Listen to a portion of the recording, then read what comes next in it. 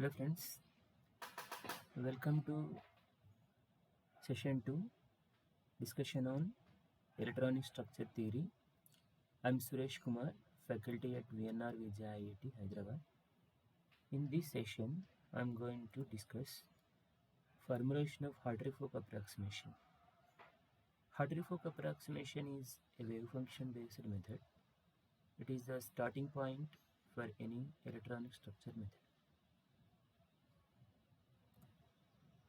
So in last session, I discussed the wave function of a many electron system, and it is expressed as Slater determinant of spin orbitals. And here I showed that Slater determinant. So the n electron system, for n electron system, the wave function should be like this.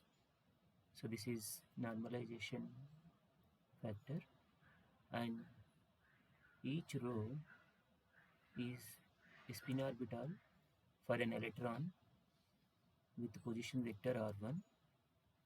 Okay, all possible quantum states for an electron with position vector r1.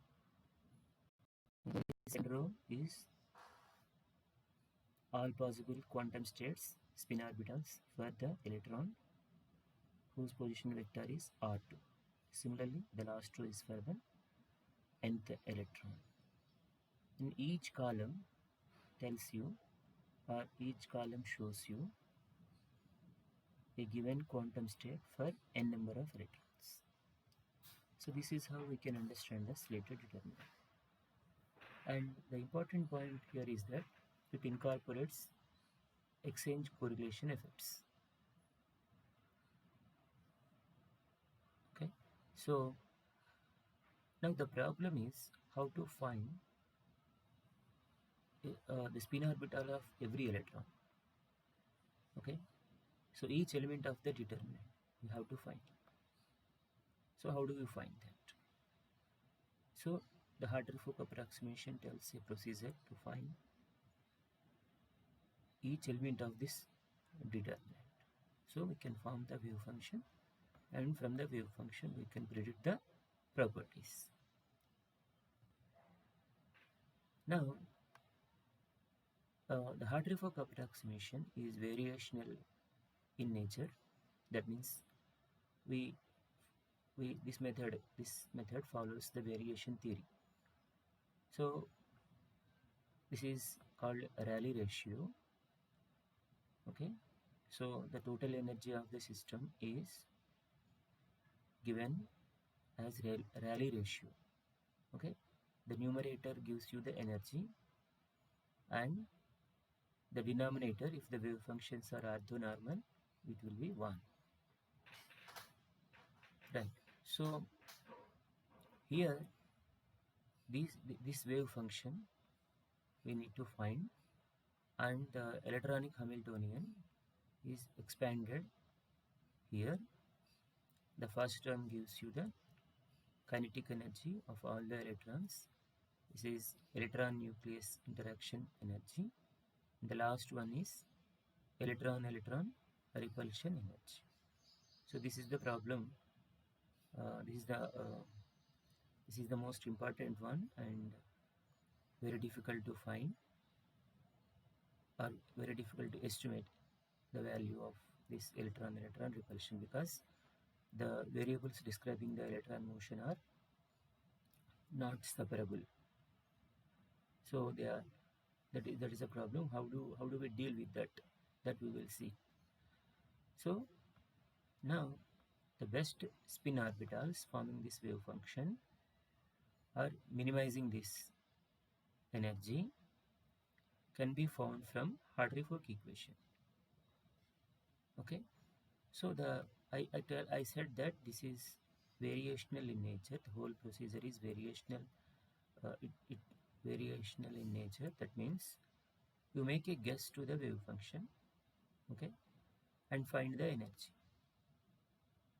And now the energy whatever you find from the trial wave function is greater than or equal to exact energy of the system.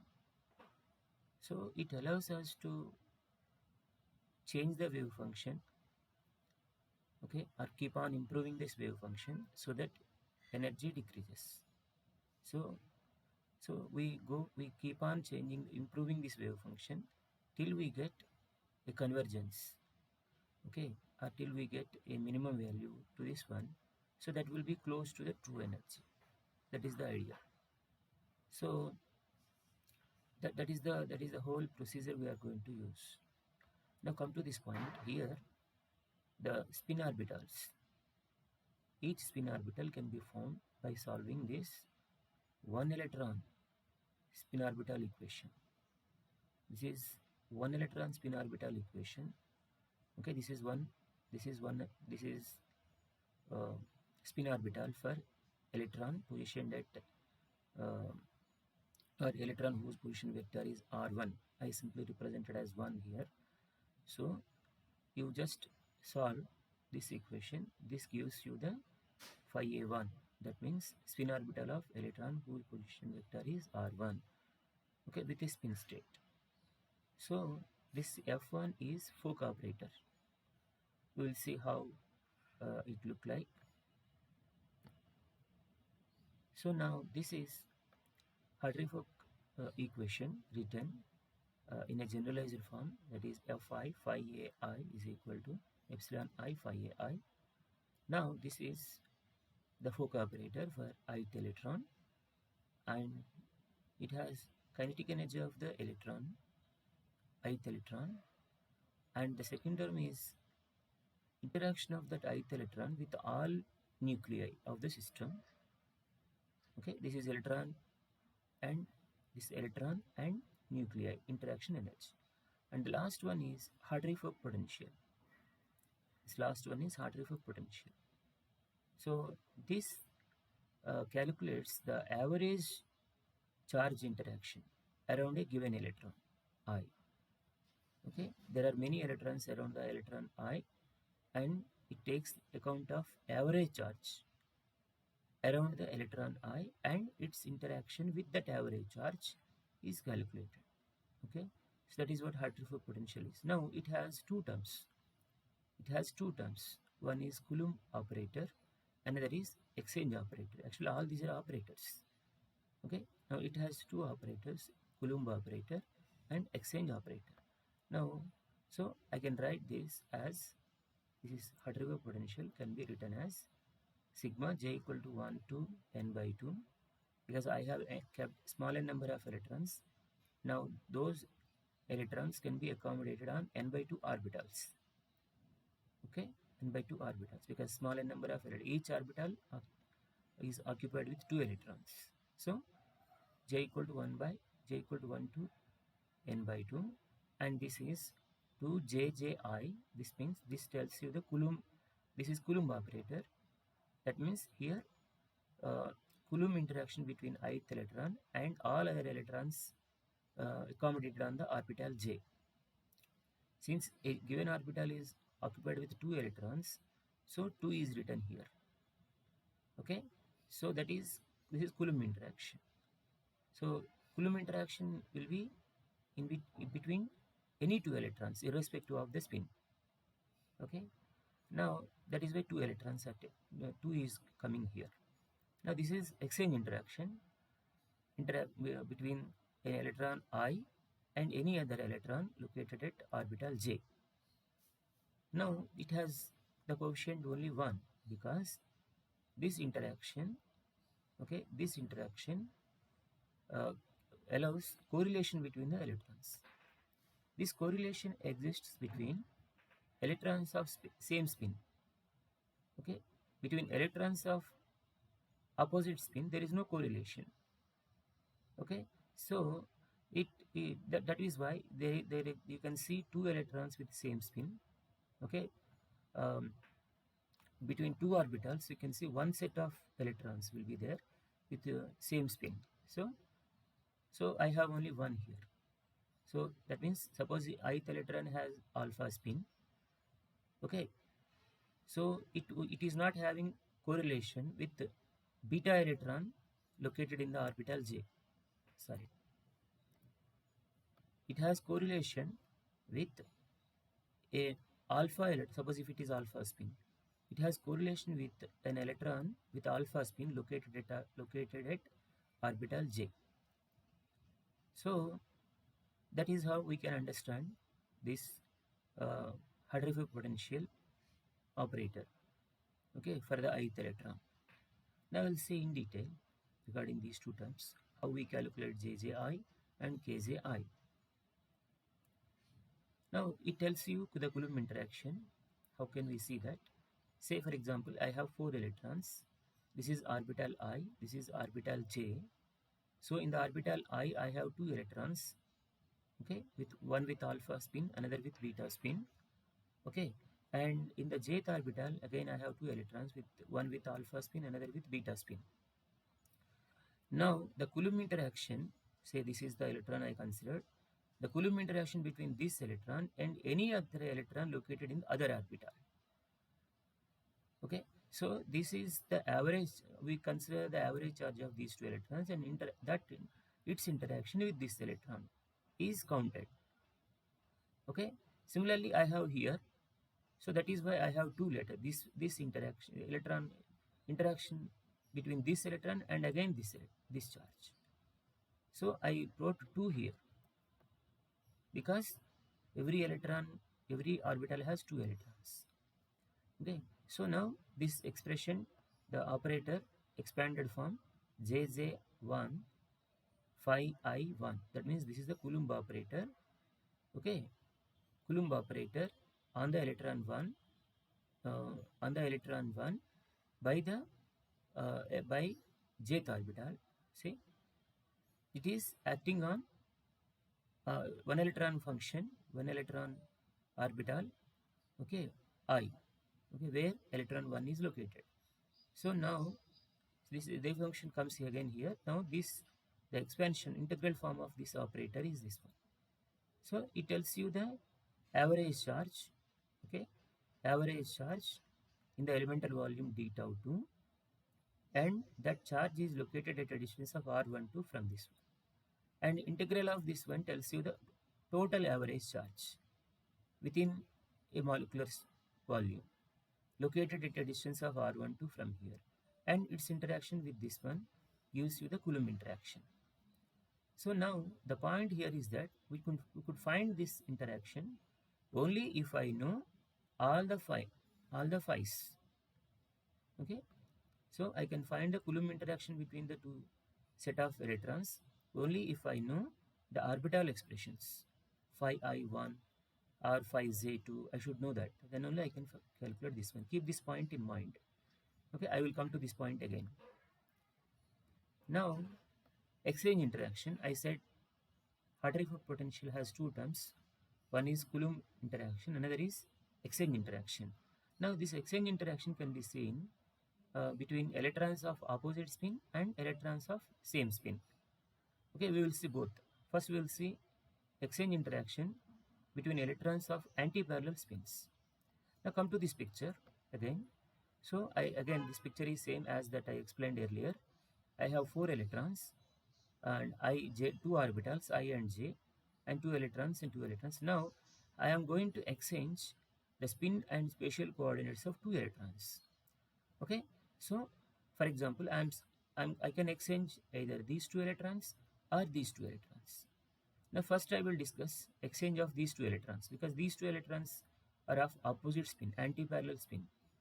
Okay, that is what I am telling you, anti-parallel spin.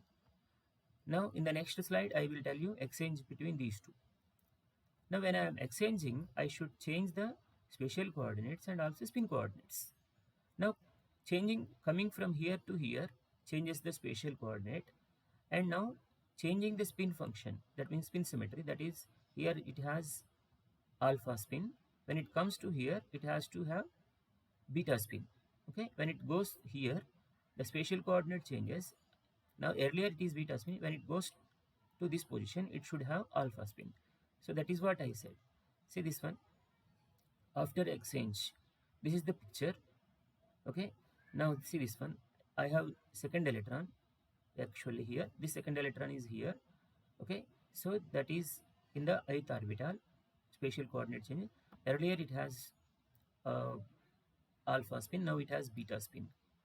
Okay, now this electron when goes to this one, so this is first electron, phi in the jth orbital with alpha spin. Earlier it is beta spin. So I have exchanged both the spatial coordinates and spin coordinates of two electrons. Now I am going to calculate interaction between this electron or this electron with electrons of uh, electrons of uh, position vector 2. Okay, that means this one. So average charge of this one. I want average charge of this electron 2. That means whose position vector is r2. This charge interaction average charge of this and its interaction with this one. That is what exchange interaction is. Okay, phi I1 or phi J1, whatever it may. Phi I1 or phi J1 maybe this interaction between this and this.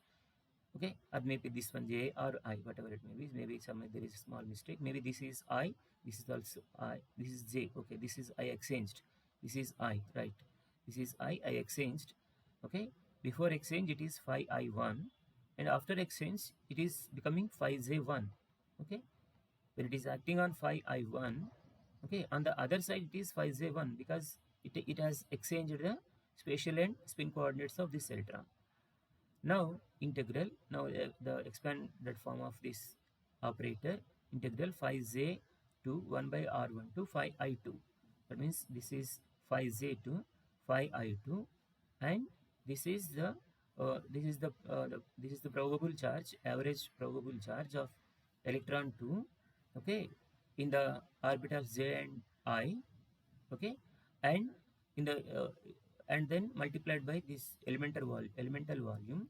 So that means this is average charge of electron 2, okay, in orbitals j and I within elemental volume d tau 2, and which is at a distance of r12 from this one, and integration of this charge tells you the average charge of electron 2. Okay, so that its interaction with this gives you the exchange energy. Okay, so now this term will give you finite value. This term will give you finite value because see these two electrons spin is beta and this has alpha spin. Even this is also alpha spin, so beta spin. So when between electrons of opposite spin, we are calculating the interaction, the spatial part of the wave function becomes symmetric. Okay, so symmetric wave function so gives you the finite value. So this here you get finite value for this term. Okay, so now again the problem is that we could find this interaction only if I know all the phis, all the orbitals. Now come to the case exchange interaction, parallel spins. Okay, so now I am going to exchange these two electrons. Okay, I have 4 electrons, again the same situation, same case. Now I am going to exchange these two. So after exchange, this is the picture. So phi I1 with beta spin, so phi J1 with alpha spin. Now phi J2 with beta spin, and it is becoming phi I2 with alpha spin. So exchange is between spatial coordinates and spin coordinates. Now the interaction between this electron and these two electrons. Okay, so that is what this term, this is again the exchange operator acting on phi I1, again phi I1. So and then phi I1, now it is changing to phi J1. It has exchanged the electron. Now the integral form of this operator is this one. Integral form of this operator, this is the average charge again. Okay, and then elemental volume and at a distance of r12 with this one, and integration gives you the overall charge, average charge. So I can calculate the interaction. Now can I get the finite value here? No, because I am calculating the interaction between electrons of same spin. So definitely there exists there exists a correlation. So the wave function, the spatial part of the wave functions of these two is antisymmetric in nature. Okay, so between antisymmetric wave functions there won't be any finite interaction. This is going to be 0. That tells you that this situation is avoided. This exchange is avoided. Okay, so now So you get 0 here. So again, the problem is that, okay, the problem is that we could find even this interaction also only if I know all the 5s. Okay, so to estimate the Hartree-Fock potential, we should know all the orbitals first. Okay, we should know all the, actually we are searching for the orbitals. We don't know these orbitals. Okay, the problem is that one only. That is what I said, that while finding the total um, wave function, which is expressed as slated determinant of spin orbitals, I should know the spin orbitals. Now the problem is that to find the Hartree-Fock potential, again I need the orbitals. Okay, so that means prior to solve the Hartree-Fock equation for orbital wave function, okay, prior to solve the Hartree-Fock equation for orbital wave function, we should know all the spin orbitals. Okay, so this situation comes in all wave function based methods of electronic structure theory, right? So how do we deal that? Okay, so now how do we deal that one? So here I have an approach, a Rutan-Hall approach.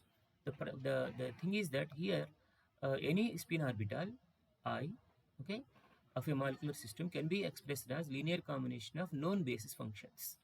So this is how I express any spin orbital phi a as linear combination of m number of known functions. These are called basis functions. So these functions I know these functions. Say for example, hydrogen atom case. Okay, for hydrogen atom has only one electron. I can solve that Schrodinger equation of an electron, a hydrogen atom. Analytically, I can find expressions for every orbital, 1s, 2s, 1s, s orbital, p orbital, d orbital. I know the expressions for all these. So now these are the unknowns. Now the unknown things are coefficients. So now the problem is to find the coefficients only. Okay, so I could express any wave function as linear combination of known functions, some set of m members maybe. If larger larger the members in the linear expansion, accuracy will be high in the final result. So now the problem is to find the coefficients only, right? This coefficient. How do we find the coefficient? Now, generally these basis functions, one has to take the Slater type orbitals, okay? But Slater type orbitals, if you take that one, there will be a problem with in calculating the 2 electron integrals. 2 electron integrals means these are called 2 electron integrals. So there is a problem in finding the integrals, 2 electron integrals. So what I do is that I take the Gaussian type orbitals. So this is the expression for the Gaussian type orbital. So this is n is normalization constant, and this is spherical harmonic part of the function, and this is the radial part of the function. Okay, so now basis sets should follow. One point here is that all the basis sets whatever you take, they should follow Kato theorem. So what is Kato theorem? For generalized Coulomb potential, the electron density has a cusp at the position of the nuclei. Cusp means the first order, that is first derivative of the wave function. First derivative of the wave function should not be 0. Okay, so that means it should have finite value even at the position of nuclear. That is called cusp. So all the wave basis sets whatever you take should have cusp, and they should not fall too rapidly for larger R. So best basis sets should follow this one. But actually Gaussian type orbitals, they don't follow this. But how do you take that one? You take as many members of uh, Gaussian type orbitals as possible in the expansion. Then they follow this Kato theorem, and the second condition, they should not fall off too rapidly for larger R. So another problem is that you larger the number of basis functions, now there will be large number of 2 electron integrals to be calculated. It increases the computational effort. So you should see a balance between these two. Okay, fine. So now what is Rutan-Hall approach?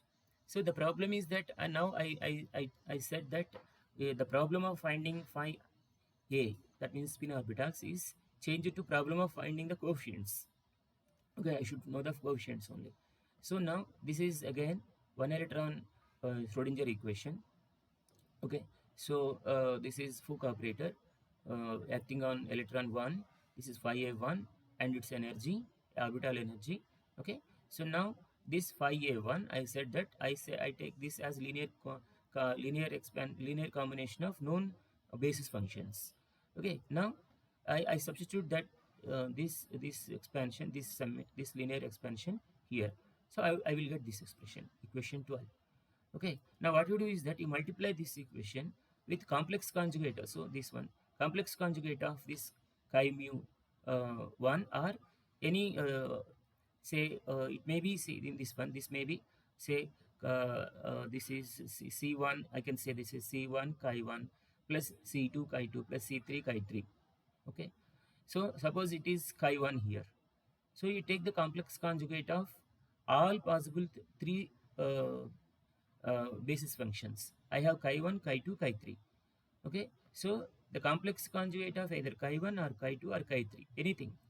You take that and multiply that, multiply this on left. Okay, so that is why chi mu dash. I just, instead of chi mu, I wrote chi mu dash, because it may be mu dash, may be mu or other than mu, but it is complex conjugate of that. So now integrate this one. You integrate this one over r1, because r1 is the position vector of electron 1. Okay, so now this is the equation what you get. Okay, after multiplying, so left multiplication with chi mu dash star, complex conjugate of this function, I will get this one. On the other side also same thing. Okay, now I can simply express um, um, this one is called Fock operator. Okay, I just simply written this is f mu dash mu. I write this whole integral as f mu dash mu. Okay, this is Dirac bracket notation, okay, for the same integral. Okay, similarly this is called overlapping integral. Okay, this is overlapping. It tells you the similarity between these two functions. If these two are orthonormal, like generally all these basis functions are orthonormal in nature. So if mu dash is equal to mu, it will be 1. If mu dash is not equal to mu, it will be 0. Okay, that is how I take the basis functions. They must be orthonormal in nature. So S mu dash mu is this one. Okay, so in Dirac bracket notation, I have written the overlap integral like this. Okay, so now this whole expression is simplified like this because of these representations. So f mu dash mu and c mu a. Okay, this is what. And now this equation can be written like this again. So taking this on the left hand, on the right hand side, sorry, on the left hand side, so I will get 0 on the right hand side. So this is what I have taken. Ca coefficients, c mu a is there on both sides, so I have taken that as common factor. Even summation is also. So now this equation will have finite solution. So this equation can be solved now here. Now c mu a should not be 0. So to satisfy this condition, this must be 0. Okay, determinant of this one must be 0. This one. So this is called secular determinant. Now this secular determinant is solved for eigenvalues, orbital energies. Then we put them here. So we will have expressions in terms of coefficients, and since all these coefficients should be normalized, the sum of squares of all these coefficients should be equal to 1. So I have two expressions here where the unknowns are c mu's. So and then I can find a set of linear equations. Set of linear equations. As many equations I have, as many unknowns are there. Okay, if I have two unknowns, two equations, I can find both the two unknowns. So as many unknowns I have, those many linear equations I have. So I can solve that. I can find all the unknowns. Once unknowns are known, then I can form the basis function. Basis, I can find the one electron orbital. So I have a better uh, spin orbital for phi a1. So what I do is that I will follow a self-consistent field method, so that I will have a better coefficients and better spin orbital and better overall wave function. So the next slide tells you that self-consistent field procedure. First, you take the input input in the form of nuclear coordinates. Okay, this is the first one. You take any system and uh, uh, tell the positions of all the nuclei, and then choose the basis set.